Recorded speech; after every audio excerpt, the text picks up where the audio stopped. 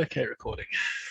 At first they said, a man may gather wood and stones and herbs from his own, just as he may gather from his neighbors, the large ones. When the number of transgressors increased, they decreed that one should gather from the other, not as a favor, nor needless to say, stipulated the allocation of food. A field which was cleared of thistles may be sown in the 8th year. One which improved or was used as a cattle fold may not be sown in the 8th year. A field which was improved, Beit Shammai says one may not eat its fruit in the 7th year, but Beit Hillel says one may eat. Beit Shammai says one may not eat the fruit of the 7th year as a favor, but Beit Hillel says one may eat it whether or not he regards it as a favor. Rabbi Yehuda says turn it around. This one is of the leniencies of Beit Shammai and the stringencies of Beit Hillel. Newly plotted land may be rented from a non-Jew in the 7th year, but not from a Jew. And one may encourage non-Jews in the 7th year, but not Jews. And one greets them for the sake of peace. Okay. Right. Um, Mishna Daled Hameidel Bazaisim, when somebody is thinning out olive trees, okay, which basically means what we want to do is we want to cut down some trees either to make space for other trees to grow into that space, or more easily understood is just you want the wood, Mm-hmm. the wood for construction, for firewood, whatever it is that you want the wood for. Okay. Um, so Beis Shammai Omrim Yagom. If you're going to do that, then you have to cut it off at the stump, and you're not allowed to take out the roots. Beis Hillel Omrim Yisharesh. You're even allowed to take out the roots, says Beis Hillel. Um, because why? Because Beis Shammai doesn't want it to look like you're preparing the field for sowing. And Beis Hillel say, yeah, look, you've got a bunch of olive trees over here. Just because you uproot one doesn't mean that you're going to start sowing the field. No, who's going to come to that conclusion? Umodim b'machlik ad sheyagom. But Beis Hillel concede the point when he's uprooting a number of trees. Because then it's starting to look more like he's preparing it for planting other crops. Okay, so they say, okay, so how do you avoid this? Instead of uprooting the tree, you cut it off at the stump. Ezehu hameidel. So what's the definition between meidel and machlik? Meidel is a chadoshnaim. It's when you're cutting down one or two trees. Hamachlik shlosha ze b'tzad ze. But if you have three trees, three contiguous trees right next to each other, that's when you have you have to cut them off at the stump, even according to Beis Hillel. But when is all this said? This is when he's cutting the trees from his own field. אבל מתוך של חברו, אף המחליק ישרש. But when he's cutting from his neighbor's field, if let's say his neighbor sold him firewood or sold him wood for construction, and he's now permitted to go down and cut down his neighbor's trees, then he doesn't have to cut them off at the stump. He's allowed to uproot them because it's not his field, and nobody's going to look at him and say, "Oh, you're preparing this field for plowing." You can see Right. that he wants the wood. Okay, Good. Mishna, I hey, want, I want to hmm? ask a question first. I meant to ask you Go. before. In the previous missions, two of them, it mentions the word as a favor. Does that mean like you're asking me a favor? Can I borrow some sugar? Can I borrow? Is that what it means, or is it? Well, it means that Reuven says to Shimon, "Listen, do me a favor. Will you come and cut down my trees for me, please?" Hmm. If he's doing that as a favor, and it turns out that he's improving Reuven's field, that's problematic. But if it's like, hey, sick over here, we did business. You want my trees? Okay, you can take my trees. You can take my wood. That's acceptable. But It, presumably it something. can't, but it can't, and also as a favor is like, I'll come and take the stones out of your field today. You come and take the stones out of my field tomorrow. Right, right. But it can't be something that's improving. He's cutting down the tree to improve, the field in some way. Right. So that's where things get dodgy, is if the action can be something that improves the field for agriculture. Okay, good. I wanted to make sure I was clear. Okay, Yeah. good. Hey, Okay. Hamavkia bezayis lo yechapeu ba'afar. So now let's say somebody cuts down branches from a tree, Um, okay, now he's not allowed to cover it with soil because the soil is something that's beneficial to the tree. It can be some kind of a fertilizer. Aval mechasehu ba'avanim or b'kash, but he can protect it with stones or with straw so that it shouldn't get infected, or trees can get infections too. Um, so he can prevent infection, but he can't do anything that will actually improve the tree in the Shemitah. Kotetz koros shikma lo yichapeu ba'afar. Similarly, if he's cutting down sycamore beams, this sycamore is the classic case of construction of a tree whose crop is basically its own wood. Okay, again, he's not allowed to cover it with soil, but he can use stones or straw. Now, another thing, now that we're talking about sycamores, is that if the sycamore has never been cut before, so it's first, so now you're not allowed to make it its first crop in the Shemitah year, because this is an avoda that actually improves the tree. It's kind of like pruning is to another tree. So cutting down the branches the first time makes the next branches come back stronger. So that can't be done during the Shemitah year. Rabbi Yehuda Omer Kedarka Asur. If you want to the way that people normally cut it, which is me'asar tvachim milamata, in other words, below 10 tvachim, is the normal way of cutting the sycamore. And that you can't do in the Shemitah year. Ela or magbia asar tvachim, either he must cut off the branches higher than 10 tvachim from the ground, or gomem me'ala aretz, or completely cut off the whole chunk from at ground level and don't leave anything. Because since this is basically a shinoi in the way of cutting down the branches, so then it's clear that he's not doing it for the improvement of the tree. He's doing it just to harvest the crop, and the halacha does follow Rabbi Yehuda over here. Okay, Mishna Vav hamizanev bagafanim. So when he is if he cuts off some of the tendrils of the grapevine, but kotetz kanim, or he's cutting off reeds from the lake. Rabbi Yossi Aglili Omer yarchik tefach. So Rabbi Yossi Aglili says that what he must do is he must cut higher than a tefach from the ground. In other words, he mustn't cut close to the ground within a tefach from the ground, because that looks like he is pruning, and he's and improving the not just it looks like he is preparing the ground for planting. So by cutting more than a tefach from the ground, he's showing that he's not interested in improving the ground. Rabbi Kiva Omer kotetz gedarko. He says, it's not you don't need to bother with this. You can cut it the normal way, the kurdom with an axe, or the magal with a sickle, the magera with a saw, b'chol mashiyirtze, whatever kli he wants. Okay, ilan shenifshach. Now, this now switches back to a sort of a consensus view. This is not specifically Rabbi Akiva. A tree that has split. Right. Okay. Kosher nosel b'shvius. You're allowed to tie it up in the shvius. Lo sheyaleh, not in order to close the two parts together so that it should heal. Ela shelo yosef, just to prevent it from splitting further. So you can hold it in place and prevent further damage from happening, but he can't. But if he ties the two pieces together hard, that's an improvement to the tree, and that is prohibited during Shemitah. Okay. Hi. Right, Aleph Ches.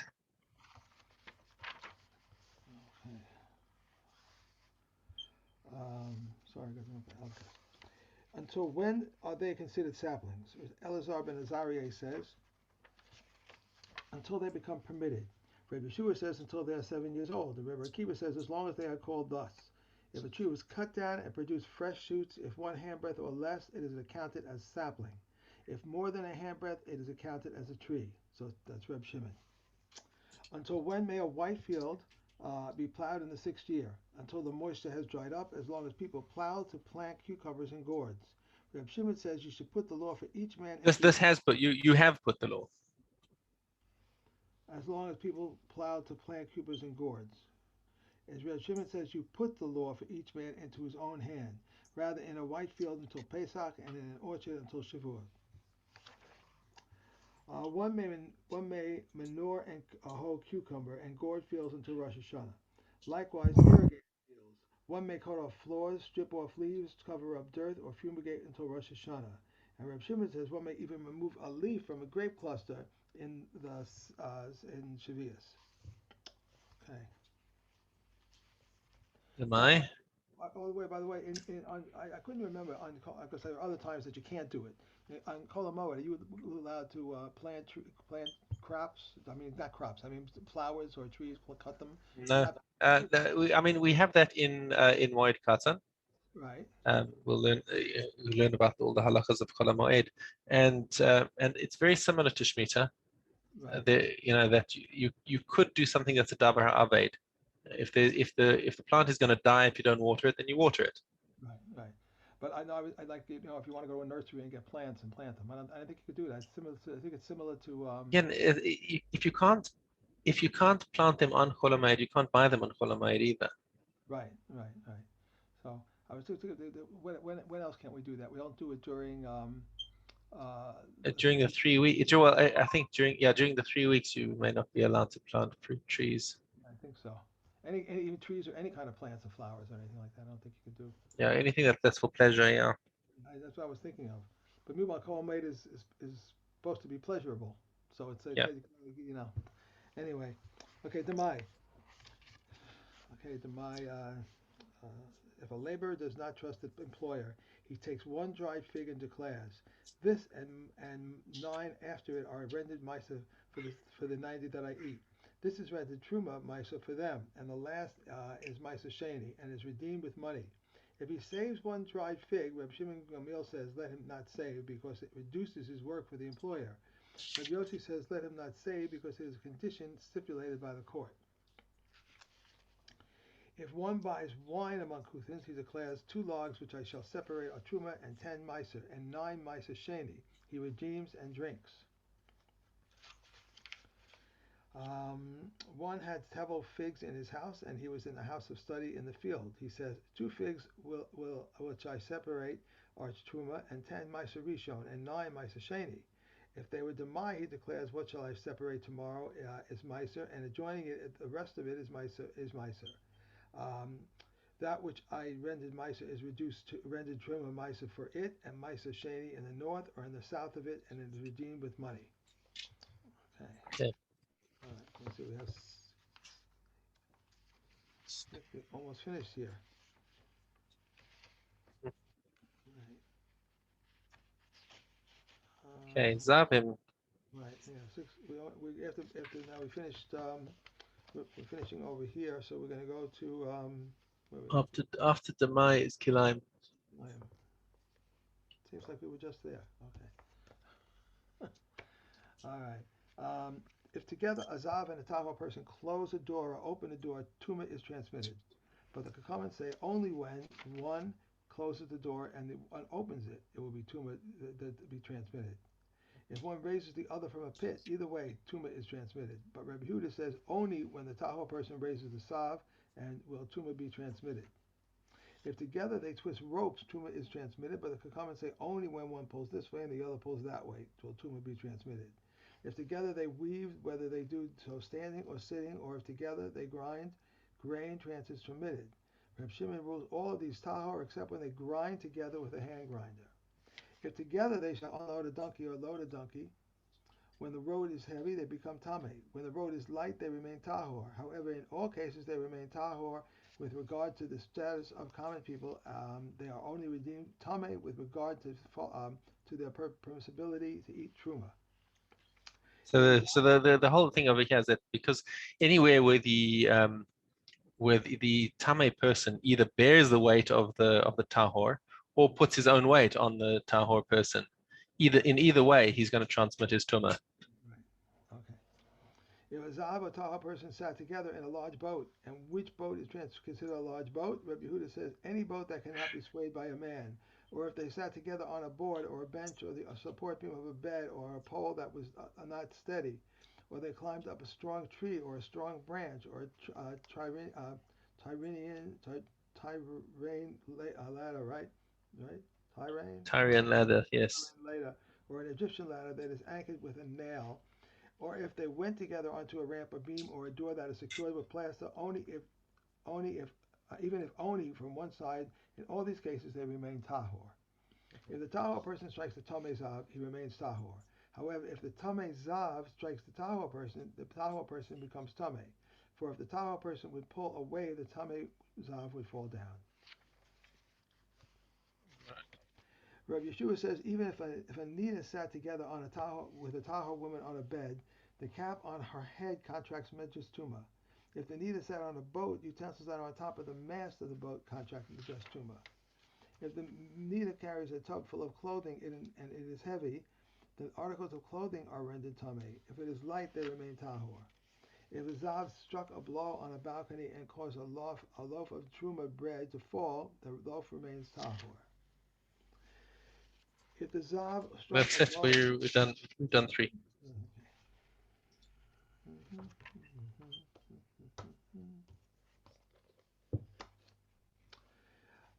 Yud Aleph.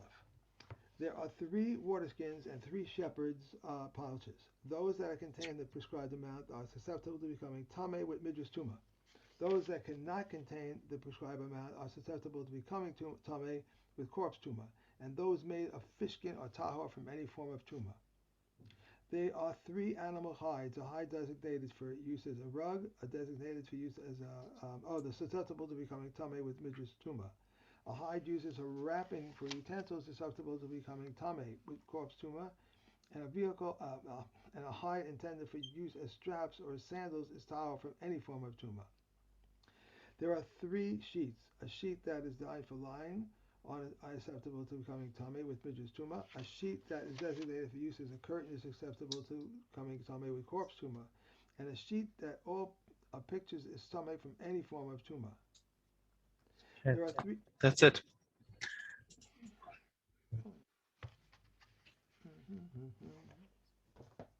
Okay. Shavuos. Reb Shimon Aleph. Shimon ben Yehuda says in his name, the he-goats of Rosh Chodesh atone for the person who was tahor, who ate an contaminated sacrifice. Those of the festival surpasses them in there that they are atoned for a person who was tahor, who ate a contaminated sacrifice, and for one who had no awareness either in the beginning or at the end.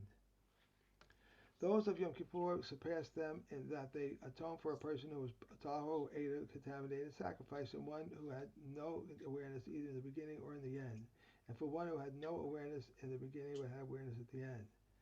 They said to him, "May one be sacrificed for another?" He said to them, "Yes." They said to him, "If so, those of Yom Kippur may be sacrificed on Yom Kodesh, but how can they be of Yom Kodesh be sacrificed on Yom Kippur to effect an atonement which does not belong to them?" He said to redeem. He said to them, "They all come to atone for the tumah of the temple and its holy things. For the liberation tumah of the temple and its holy things, the he-goat which is sacrificed inside and the Yom Kippur atone. The other transgressions of the Torah, whether light or grave, willful or intentional, of which he was aware and of which he was unaware, positive commandments and negative commandments, those liable to karat and capital sins, the he-goat which he was sent away to Asel atones. This applies equally to Yisraelim, Kohanim, and the ongoing anointed Kohen, which is the difference between Yisraelim, Kohanim, and appointed Kohen. Only that the blood of the bull atones for the Kohen, and the blood of the bull of the temple, and for its holy things. Reb Shimon says, just as the blood of the he-goat, which is sacrificial inside, atones for the Israel, so the blood of the bull atones for the Kohanim. Just as the confession over the he-goat, which is sent away to Azazel, atones for Israel, so the confession of the bull atones for the Kohanim. Okay.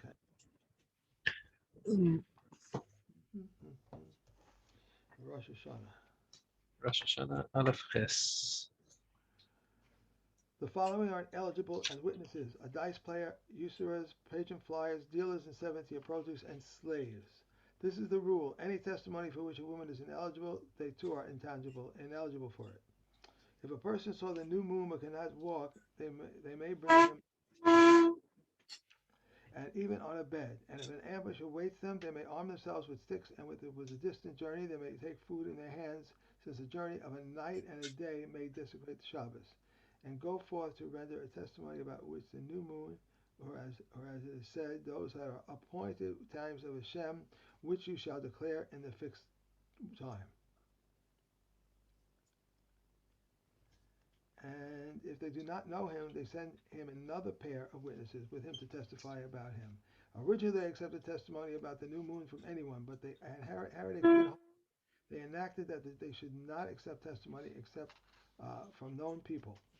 Right, because you had a bunch of people who were trying to manipulate the months in order to come out with the Tzeduki version of the calendar, so they had to have an extra nemanis on the witnesses who were testifying about the Molad. Okay. Okay. Have a great day. You going anywhere To today? have a wonderful Moed. Moed, good way. Have a good Moed. I'll see you tomorrow with your message. Okay, thank you.